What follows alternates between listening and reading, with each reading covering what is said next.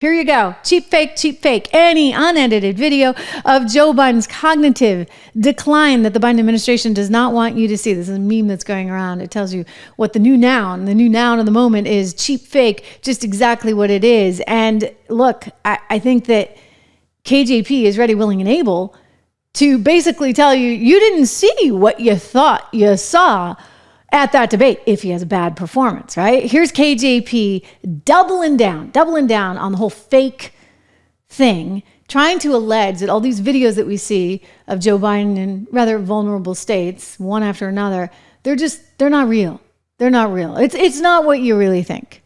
Yeah, and I think you all have called this the cheap fakes video, and that's exactly what they are. They are cheap fakes video. They are done in bad faith, and some of your news organization have been very clear, have stressed that these the right wing critics of the president have a credibility problem because of the fact checkers have repeatedly caught them pushing misinformation, disinformation, and so we see this, and this is something coming from your part of the world, calling them cheap fakes and misinformation. And I'll quote the Washington Post, where they wrote about this, and they said how Republicans use misleading videos to attack Biden in a 24-hour period. You know, there's plenty to attack Biden on. Let's just be honest, okay? Right? We'll see if CNN can actually come up with the right lines of questioning in order to help expose some of those things that he can be attacked on. But let me tell you, the Republicans are doing it every single day. You get the economy that they're attacking on. You get the inflation that they're attacking on. You get the border that they're attacking on. You've got international struggles that they are attacking on. And you've got the whole law and order and crime situation that they keep attacking on. So they don't even need to go to his age, KJP. That's just gravy, okay? That's literally gravy. Except for the fact the majority of Americans really strongly feel that Joe Biden is too old for the gig.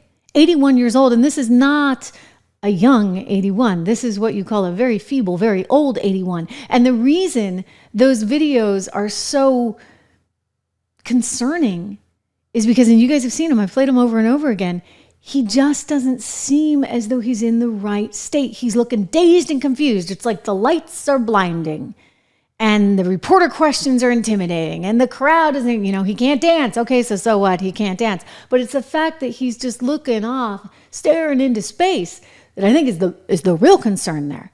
And she complains that they're falsely edited. Well, okay. So maybe he wasn't having quite as indiscreet a moment as we thought when he was over in France. Remember when he tried to go sit down? He's like sitting, tried uno, dos, tres. Fourth time, he finally sits. And so he kept going down. Well, the concern was that we never saw him sit. In fact, when you first saw the video, it looked like there wasn't even a chair there. So people concluded that he was having a very personal moment. And that was not the case. And they got it out right away. No. He was just trying to sit down and everybody eventually sat down. But it's the slowness with which he operates, right? He walks slow. It takes him forever to put on his sunglasses. He's looking dazed and confused all the time. So you compound that with, okay, maybe they cut the clip short.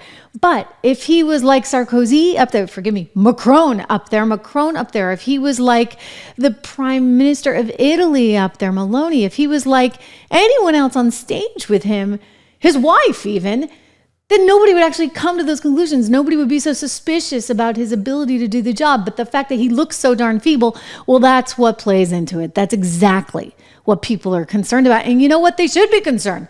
The guy's running the free world, thank you very much. They should be concerned, but they don't want you to be concerned about that. They want you to be concerned and threatened by the idea of another Donald Trump term.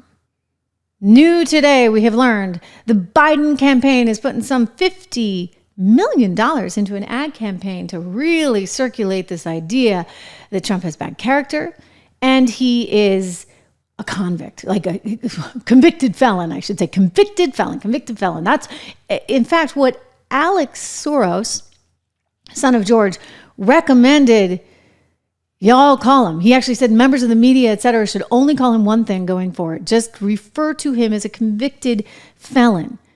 Again, remember the deal here. So Trump is the convicted felon, according to the left, that they can attack. Biden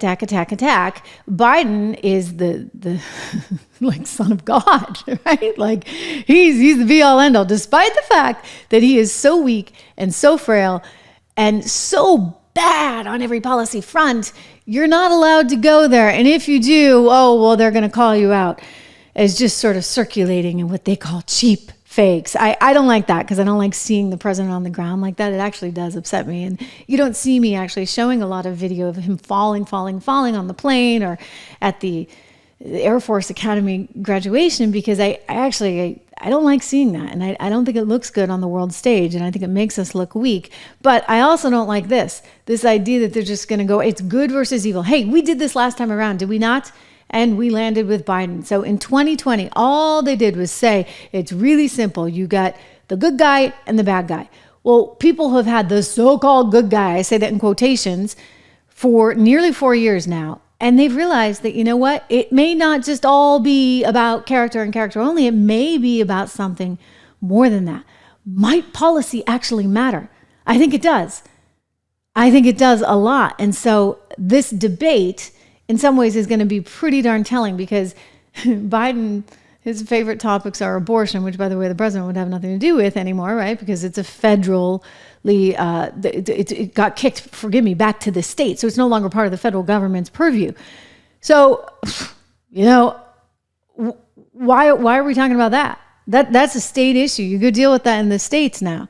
The Supreme Court kicked it back. And then his other issue that he wants to talk about, this cracks me up. Like, he must be delusional. Really, really delusional. He wants to talk about the economy. So I'm like, oh, buddy, like, game on, right? I do think that Donald Trump will be able to talk about the economy in a pretty meaningful, significant way that just pokes hole after hole after hole in anything that Joe Biden has to say.